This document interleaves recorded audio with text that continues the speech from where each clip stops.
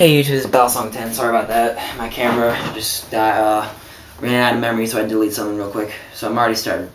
I just kind of go quickly over it. So you got your boot, alright. You got your frame. It's on there like this. You got your two UFS screws. Depending on if you have any rockers or not.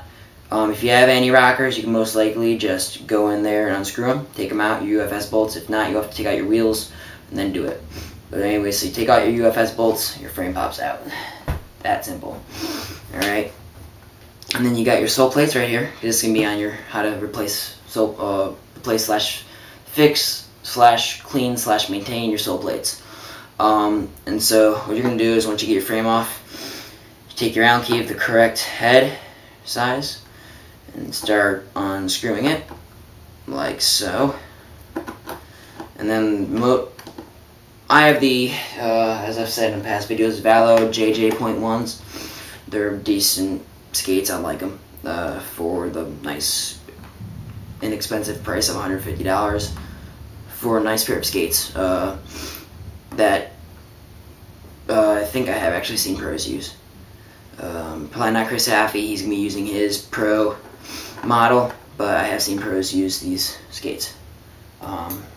There's two models of these. There's a Velcro one, as well as a string one. I just went with Velcro simply because it was less expensive. I don't really care. Velcro over string I don't really give a crap. Alright, so then you got your sole plate removed. Alright, once you got those 4 screws, pop it out. Alright.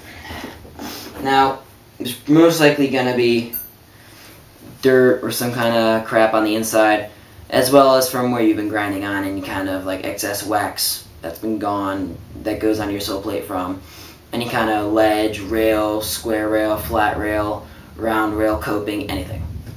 Alright, so there's a couple ways you can do this. Since the way I clean my frames is I just use a wipe. That's what I'm going to do for this situation, just to kind of give you guys an idea. All those ways you can do it. Clorox probably, for 409 or something like that. I don't know about solvents. I'm not sure what they would do to the plastic, such as like lacquer thinner or something. But this wipe works pretty well actually. It is the inside, so it doesn't really make much, won't really matter much, but it's always nice to clean the whole thing. Alright, so you got clean the inside, clean, yada yada yada. Who really cares? Just a little cleaning. It's not that dirty. Alright, so you got your inside cleaned out decently. You don't have to get every little bit, just the things that are big. I mean, if you want to take the time, if you're OCD about a couple things, such as like things being perfectly placed or clean or something, I don't know, just whatever. And then you got your thing, you just want to, at the top, where it's actually getting hit and such, and actually taking damage most of the time. Just kind of clean everything. You're gonna want to clean that the most. The underside doesn't really matter as much. See if I remember. What I found works well. Some kind of like scraper or something. Surf wax scrapers. I don't know if they work too well. What I have actually found out that works pretty well, unfortunately I don't have it on me right now, but I know it does work, is a, what's it called, a cake icing spreader. Those work pretty well because they're nice and long as well as they have an edge. So those I have found work pretty well. I do have a razor actually right here. Where'd you go? There you are. Alright. We're starting with a small edge that you don't mind getting dirty. I wouldn't use a Benchmade or something for this kind of job just because it will get it dirty. So you just take like a razor or something, right? Just kind of lightly scratch it off. You don't want to go into the plastic too much. If it doesn't seem to be working first, maybe throw a little bit like Goo Gone or a little bit of lacquer thinner or something at first if it's not going right away. If that doesn't work, another thing you can do is just actually use your Allen key. Just kind of find one of the square edges. Found that works best because you just have a little bit bigger of a surface area. And just remember, don't worry about actually hitting the square. Just make, since they are hex, there are 6 sides, which means flat sides will be in the opposite. Just make sure flat side's pointing you and you'll be getting a flat side. And I've actually found so far that that works pretty well. Maybe it takes a little bit longer than other things that I don't know about yet may do, but it works. So that's all that really matters. So yeah. With these, you don't want to rub too hard with your, at least if you're doing with it by Allen wrench, simply because you don't want to go into your sole plate. You know, it's not metal, it's not gonna be indestructible, it's not carbon fiber, it's not Kevlar, whatever. So if you do go into it, I guess that could possibly be a potential weak spot in terms of crack or something. So just kind of go over lightly. I know that's not clean, but I'm just doing it for the video. I'm going to do it later. But it's almost, like I said, I actually got a couple minutes. My mom's crap rules. Swim lights, damn it. Fuck them. So then, once you clean it, pop it back in. Make sure the holes are lined up, you know. The hole, yeah. So you pop your screw in, alright. Twist this. Tighten it. And these I would say you actually, if you don't have Loctite on these, I would definitely recommend getting Loctite. You're going to want to get blue Loctite, which is going to look, it's not paintball Loctite. Just have it right here. So you're going to want to get some sort of Loctite to keep these screws in there tightly.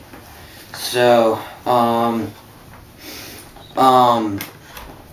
so yeah, just make sure they're nice and tight. Do all 4 screws. Where'd they go? There's the other 3. And you got that one. If when you start to screw it in, it doesn't go in right away, just take it back out. Just make sure it goes in correctly. But yes, Loctite will do wonders. You're going to want to get blue Loctite. There's 3 levels. There's blue, red, and green. Red and green, you don't even think about buying them. They're for like car parts or something, alright?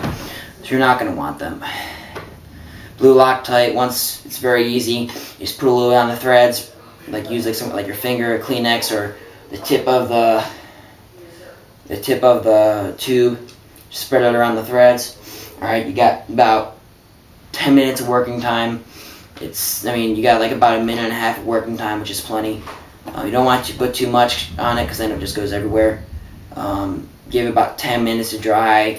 Sets completely in about 24 hours. Or no, 24 hours, yeah. However, you can use them within that. So yes, Loctite will do wonders.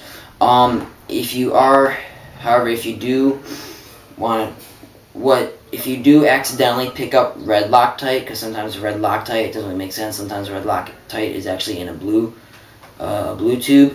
You can use red Loctite for your UFS bolts. I bought it accidentally once, and I just used it on my paintball gun for my ASA threads for my macro line, and I can just break it out. It takes a little bit. I just put my Allen key in it, but once you break it, just turns like a powder.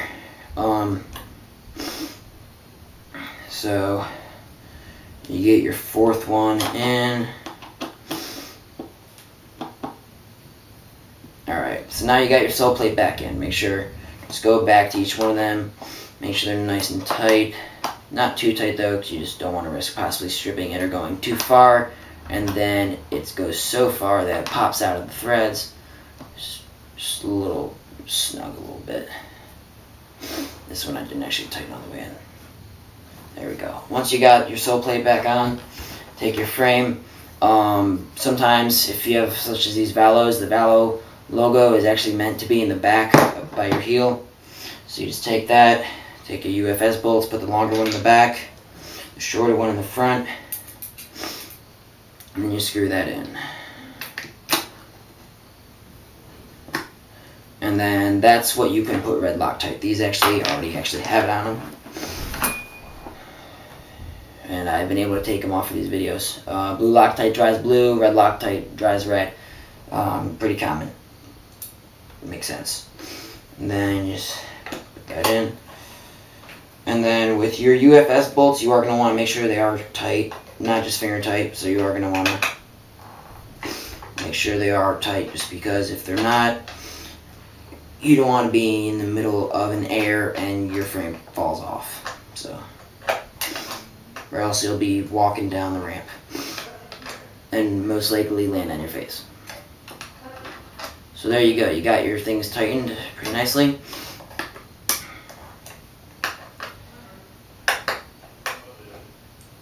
One last turn, and there you go. That was the sole plate maintenance, fixing, and cleaning. Have a nice day.